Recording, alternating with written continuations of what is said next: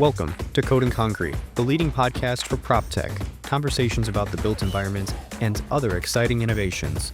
If you learn something new, please consider following and leaving a positive review. Enjoy. Hi folks, joining me in the studio today, I have Brandon Hornibrook, who serves as a digital marketing consultant for Quantum Digital Experience in Atlanta, Georgia. Prior to that, he spent over a decade leading digital marketing for an NMHC. Brandon, what does that stand for? NMHC?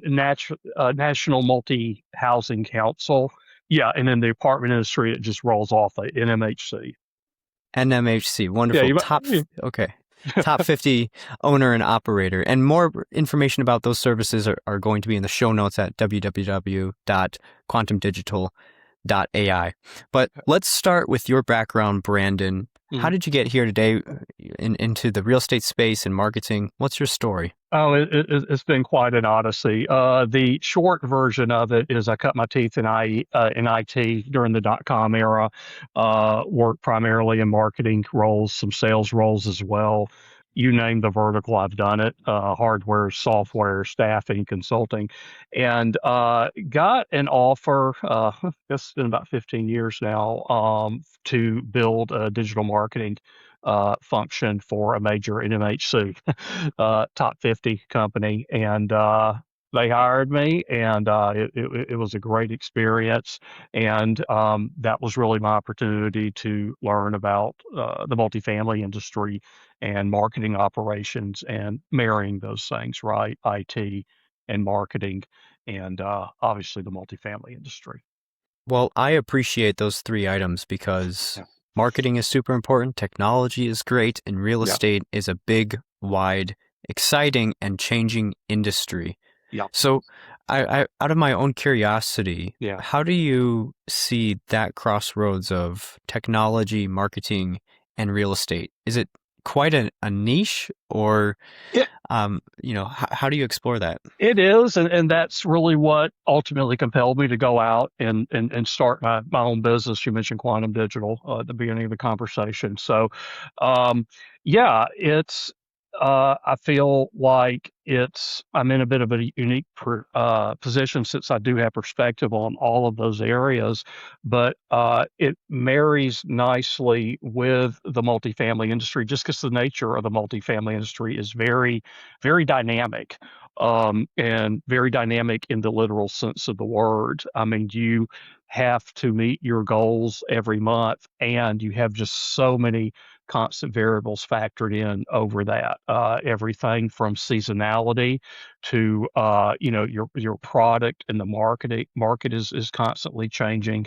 To rent growth or some of the challenges in the industry with rent growth. So there's a lot of operational variables that again marketing complements and can support. Let's talk about marketing in particular. Okay. I might have an appreciation for it, and so do you, but not everyone budgets for it, especially in financial or economic downturns. Yeah. So as interest rates are going up, refinancing pressure is on, maybe tenancy is down in some areas. How do you still fit marketing realistically into the expense stack? Yeah. How do you fit that in? And do you think that it's actually something that can't be skipped out on because it drives revenue? Sure. Yeah. I mean, there definitely is an opportunity. I mean, obviously, multifamily companies do need marketing because you need leads and leases, and the cost of having units that are vacant is exponentially more than a relatively negligible marketing cost, right? So, I mean, for the sake of argument, you still do need that type of marketing, and even from a fundamental standpoint, you do have to fish where the fish are. So, a lot of people, most people are still on Google. There's some other channels as well. We'll talk about that later in the conversation. So, wouldn't necessarily argue that marketing is just an expense to cut.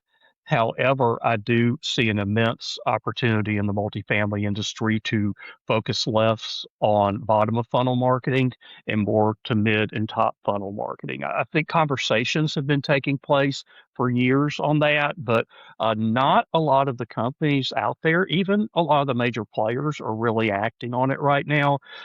There is a tendency and again, it's largely due to the dynamic nature of the industry.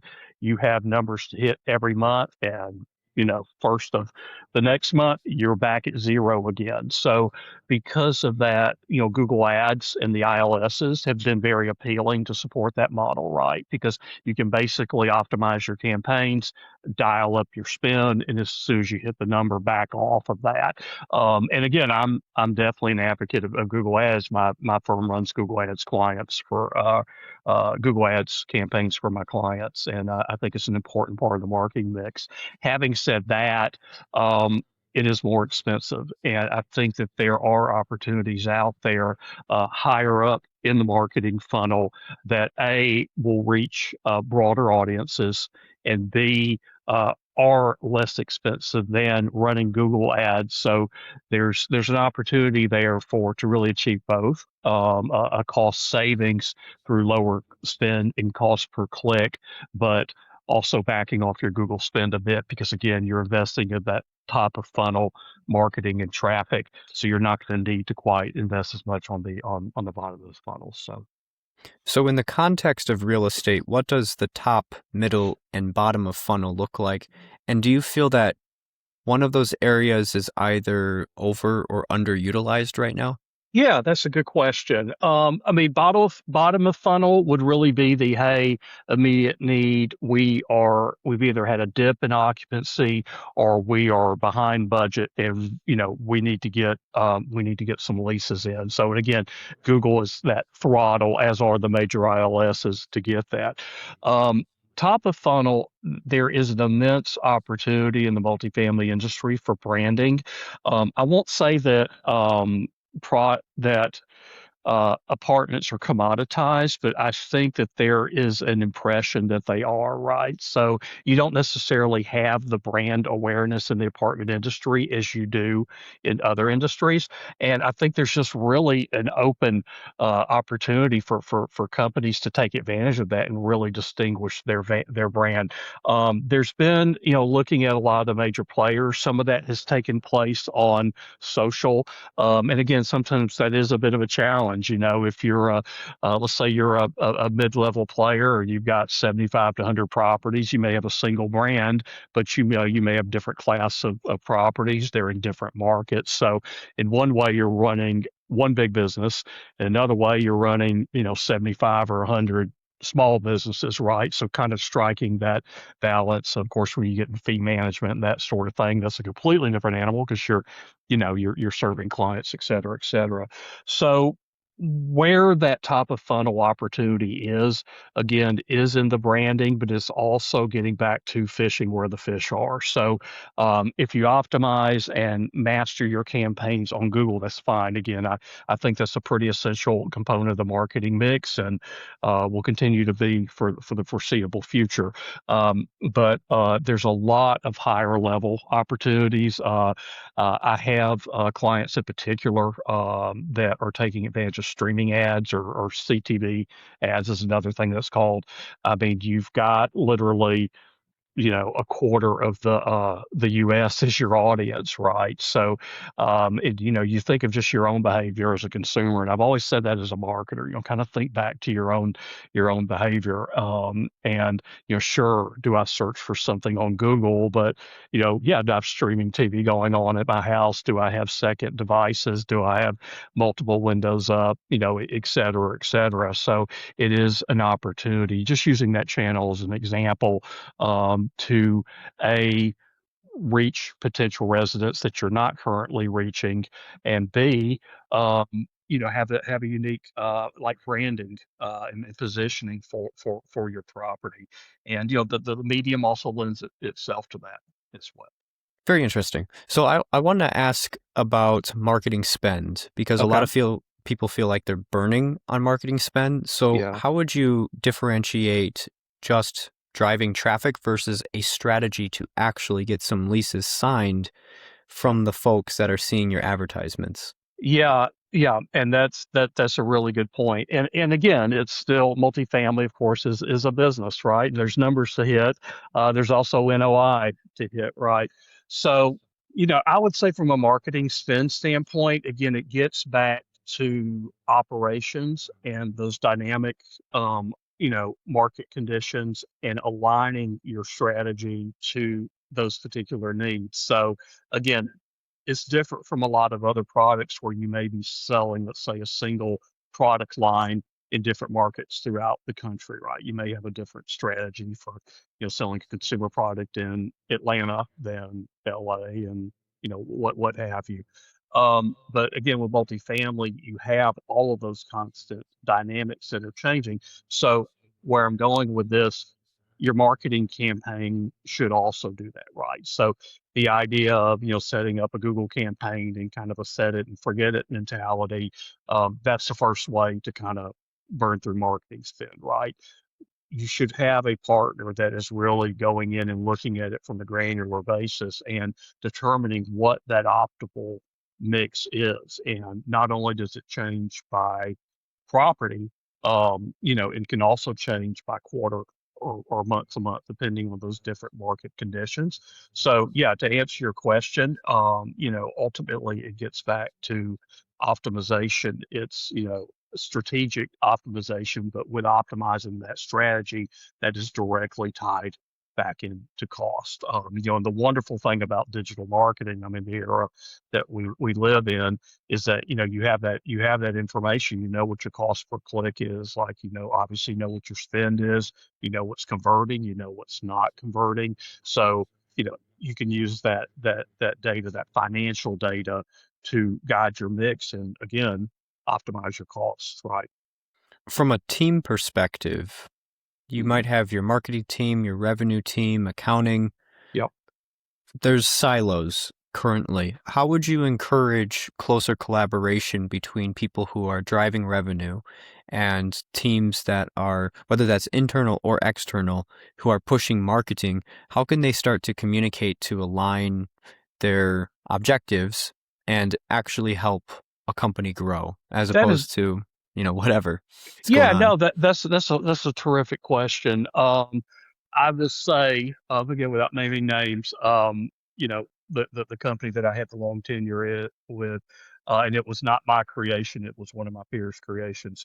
But we had what was called a targets of opportunity call, and it was led by our revenue management team, and it was for properties that were behind budgeted occupancy. And we would get together on a biweekly call, and it would be the marketing team, it would be the revenue management team, and it would be the property operations team. And again, on a physical call where you're talking about, okay, well, this is our budgeted rent growth, this is our marketing spend, and then that property piece is so essential. This is what we're seeing on our end. And again, this is all, that's also how I work with my clients. I mean, I've used that. It's like, okay, we generate the leads, we put an optimal strategy out. What are you seeing? Is it driving enough traffic? Et cetera, et cetera. So that feedback loop in the multifamily industry is really essential. And sometimes too we would have investors on those calls just from a transparency standpoint, right? Because again, they have numbers to hit. So that is something we would do. Just say, okay, this is what our strategy is. This is what our recommended spend is, and these are the results that we're tracking. Let's talk about brand. Okay. Brand is an extension of marketing. Yeah. So, as these groups Mm. within one company, within a team, work together and establish a brand identity, Yeah. first of all, how do you do that? How does a Yeah. company really know who they are and what they stand for? Yeah. And then how do they apply that to properties, which for Yeah. most people feel are just four walls and a roof, very Sure. interchangeable? Sure. Sure. And that's a really good point. It's funny about I was in the midst of this around 2015, right in that era, there was a really big push for a lot of Class A urban development type of higher end properties, right? Like a lot of the product that existed in most markets in the US, were maybe from the 1970s to 1990s, a lot of garden style type of walk up. I think of Post Properties was a company that was in Atlanta for a very long time. And, I remember in the 80s and 90s, they really branded themselves as like kind of luxury apartments. And they have the tulip as their on their logo. But again, that was a unique thing, like having a nicer, higher end garden style apartment. And again, a lot of those now are considered maybe Class B or even Class C properties, as we have this more kind of high end A plus type of product. So with that, I think as an industry, right,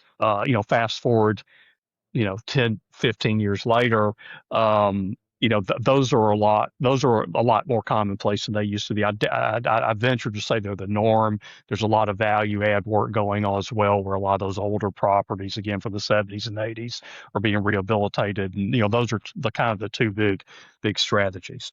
So back to your original point, the idea of how do you create a distinct brand when quite frankly there's so many similarities, right? I mean, everybody provides good service. I mean, I love it sometimes when folks are like, oh, we pride ourselves in service, and that's our big selling point. It's like, that's great, that's a but nobody says we provide horrible service, and the place is a dump and you don't want to live here. And, everybody, multifamily, it's a service oriented industry. So again, that's essential, but it's really not something that's going to differentiate you. That's just an expectation that consumers have.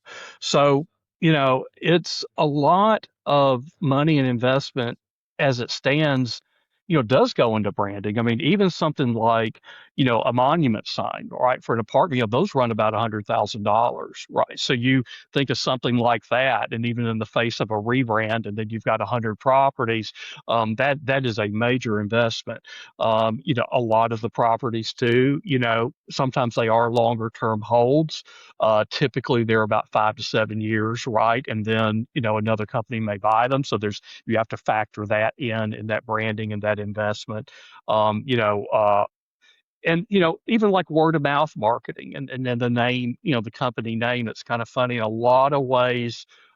You have all of this new technology, and we've evolved in a sense, but in the same vein, there's also, what is old is new again. And where I'm going with this is, the idea of uh, internet marketing, right? And the era we live in, and having AI, this additional layer that can search through all of this data that we are just generating constantly out in the internet. That's a whole nother conversation. It's like when you get to a brand, there's also the benefit of word of mouth marketing, right? In the very literal sense, and then, in the internet sense as well. So you've got all those variables, right? Where the larger point I'm trying to make here is that companies are making substantial investments already in branding. I mean, signage is just, $100,000 monument sign. That's just one thing. You have a sign on top of the building, their investment in their platform and their name and the brand that's associated with it. I mean, different companies do offer, I think of the fee management business as a good example. There's different offer series, right? Like, it's not just, hey, we provide great service and we'll take care of those operational things. I mean, it is, and that's very important, but there's also an opportunity to brand for in the fee managed world as well. So ultimately, my argument is, in response to your question, companies are already making these substantial investments in their brand. So, what are some missed opportunities, right, to uh, uh, provide exponential returns on those brands? And again, Google ads are great. I'm a fan of them, use them for my clients, but there's really only so much you can accomplish in a text ad or a video clip or whatever that's really designed just to capture a prospective resident who is looking for the apartment now, right? And that's another huge missed opportunity. Again, these are conversations I know that go on in multifamily quite a bit. I have been sitting at the table, as part of those conversations. But you look at other industries, you have like the lifetime value of the customer, right? So, you think you've spent $1,500 a month on a Google Ads campaign, or about a similar type of budget maybe for a streaming ads campaign, but you have an apartment that's 2,300 a month, $3,000 a month. It's a 12, 15-month lease, if they renew. And again, that is where, in all fairness, things like service and their experience and that sort of thing are essential, right? The lifetime value can increase, right? So you do get the return on that marketing investment. It's just ultimately being strategic and understanding how marketing, how the use of technology, and how an understanding of marketing operations and the conditions, right, that and challenges that properties face in the market, aligning all of those together and aligning that strategy with data on current and projected spend, and building your optimal marketing mix. So that's kind of where it all comes together. I have an interesting extension of that question Okay. from the renter perspective. So there's Yeah. a lot of money and thought being put into the brand of the developer and the property manager. Yeah. I've seen some developers and managers that put too much emphasis on that and not enough on their own operations. Sure. And then renters show up, they think they're stepping into some glorious abode, Yeah. and it's not all that great. So from their Sure. perspective, how should they differentiate flash from actual functionality? Yeah. Are there certain red flags or just things to be conscientious about? Yeah, and I think, and that's a very good point. I mean, some immediate examples is, and again, I have been at the table from an operations standpoint where those conversations are being had, right? Be it in a value add type of environment where it's like, okay, do we, we're going to renovate the clubhouse. It makes pretty pictures, but how many, do our residents actually spend time there? And again, that is where that property operations salute is essential. Just because I may not spend time at a clubhouse, that may be a popular thing for resident.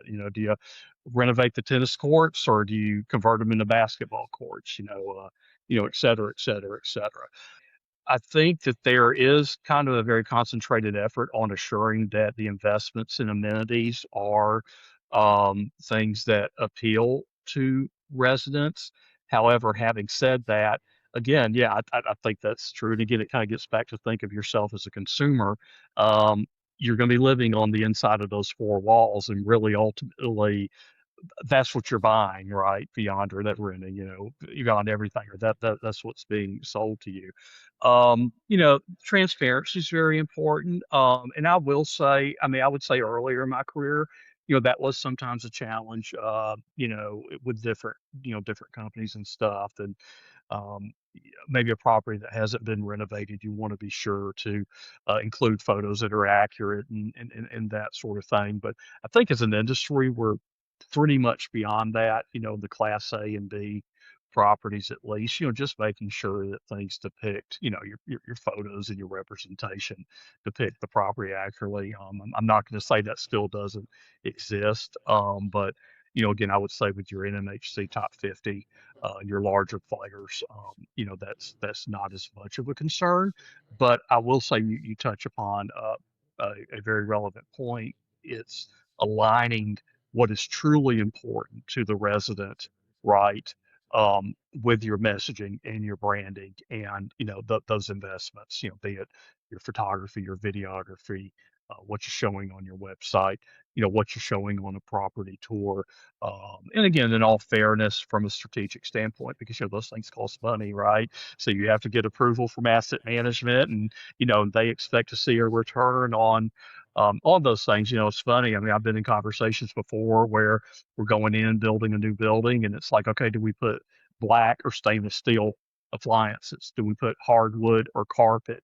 And again, it's a combination of what what the residents want, and at the same time what can we underwrite, and does that make sense? Do we put carpet in it and maybe not charge as high of a rent, and that's the mix that the prospect wants?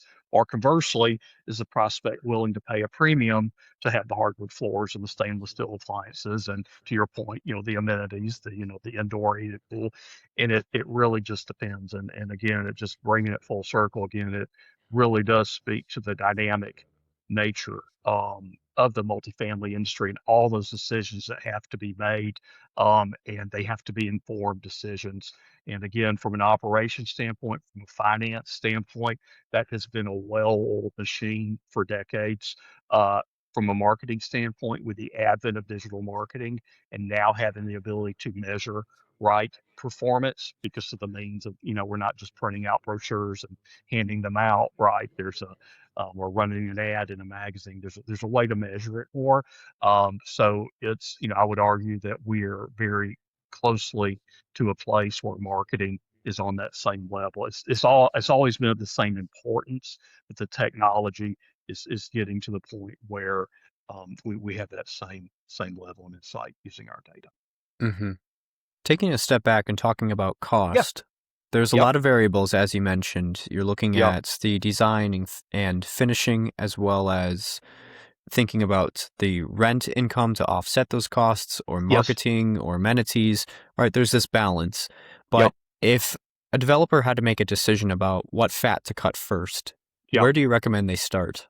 Well, normally, I mean, I would say from a marketing standpoint, normally we have a developer, there is a lease up, and there's just this unspoken rule that you cannot get it leased up fast enough, right? It's that's part of what the ride you're on when you work with a developer client.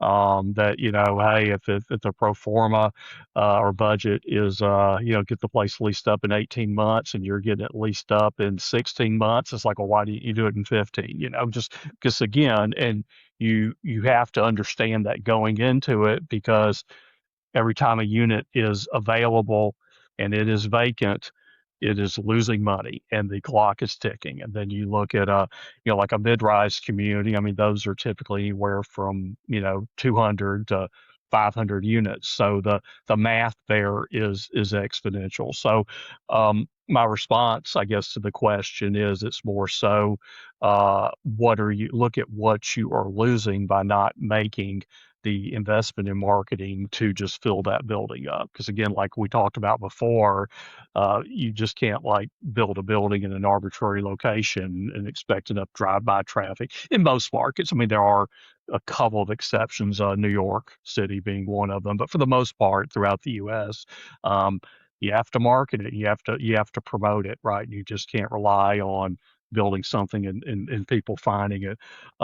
Again, where the costs as far as what to cut or what to trim, I would start early with the branding piece and those top of funnel investments, right? So, it takes, again, timelines vary, but for the most part, it takes about 3 years from picking the land and purchasing the land to the property being built and ready for occupancy, right? So there is an odyssey there. So wouldn't necessarily say on day one, but definitely 12 to 18 months before you intend to start leasing.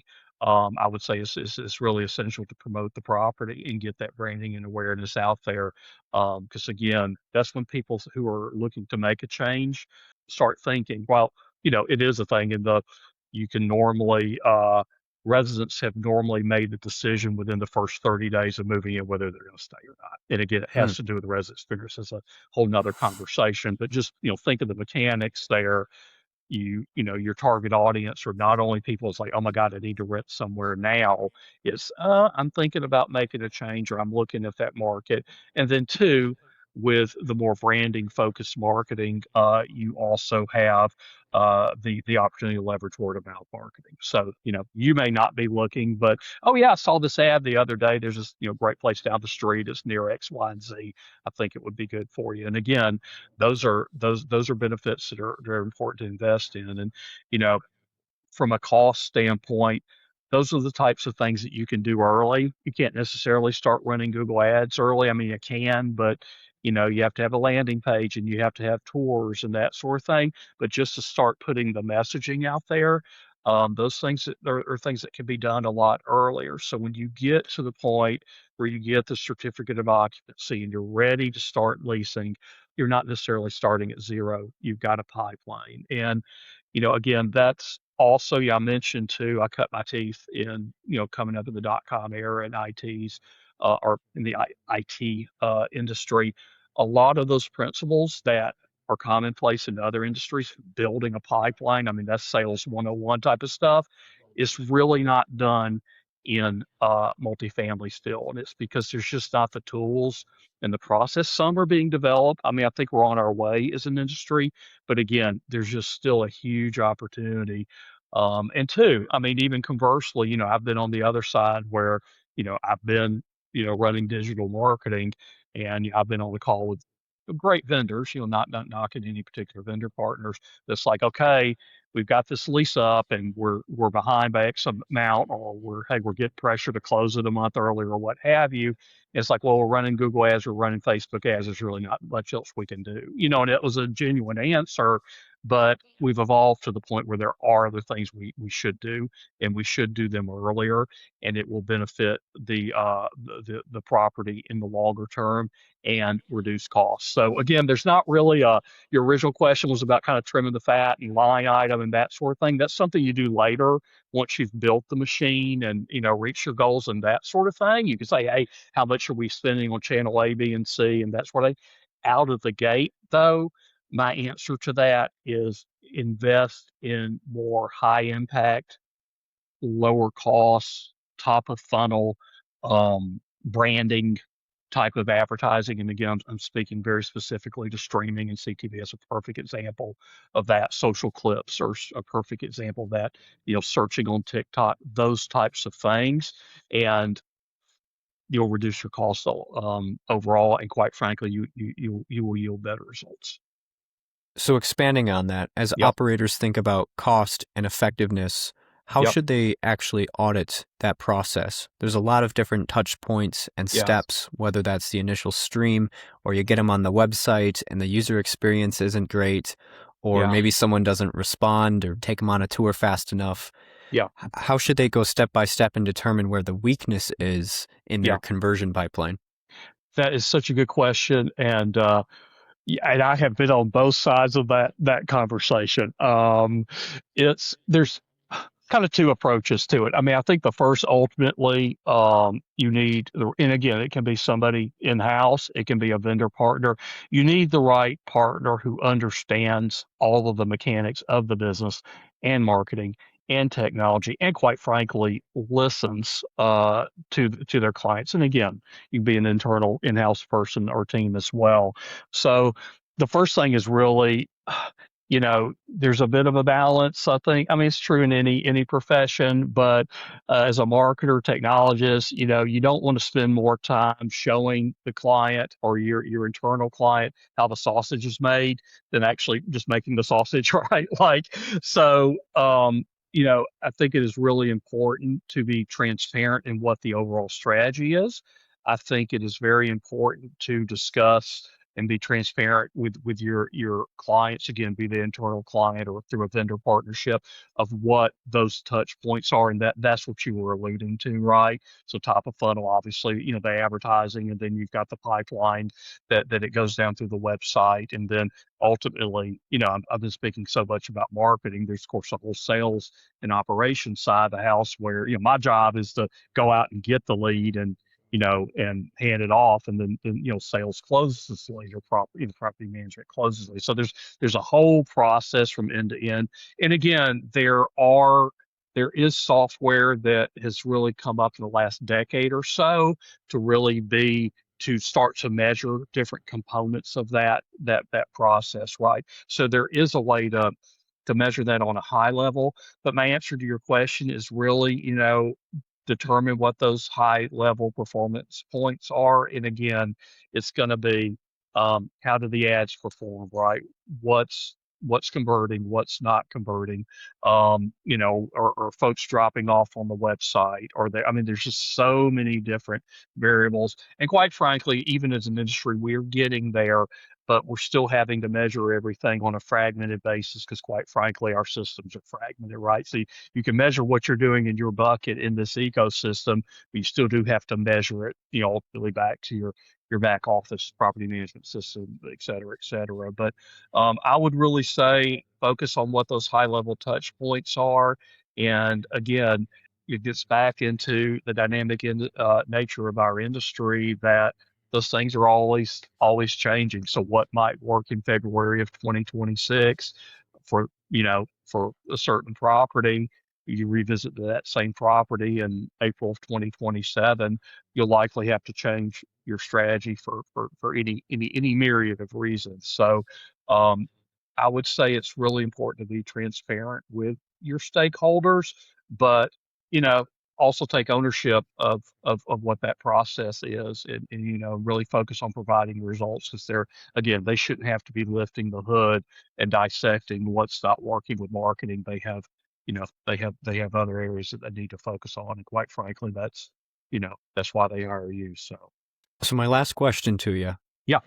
For multifamily operators who Yeah. are looking to get ahead, in good times or bad, Yes. what should they be capitalizing on? What strategies should they be putting in place? I would really say again, it depends back on the property. I mean, you do have properties out there that they stay at 94, 95, 96 occupancy. They have a lot of long-term residents, or they're in a great location, or they don't have, whatever that variable is, right? So, it really depends on that property, that specific property. Um, I would say just always keeping your mind open to those changing dynamics, and be open to communicating those to your vendor partners and to your internal stakeholders. We talked about silos earlier on, and those can happen in any company.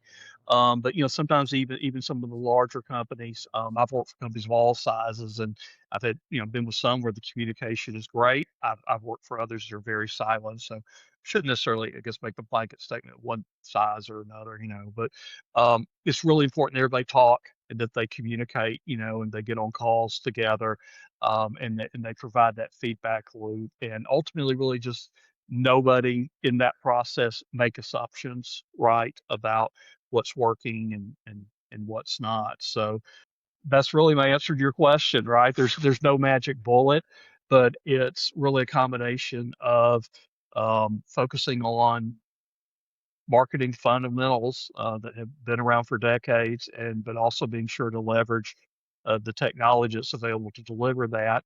And quite frankly, again, getting back to my earlier point about fishing where the fish are, making sure that you are taking full advantage of um, all of the channels out there where your prospective residents are.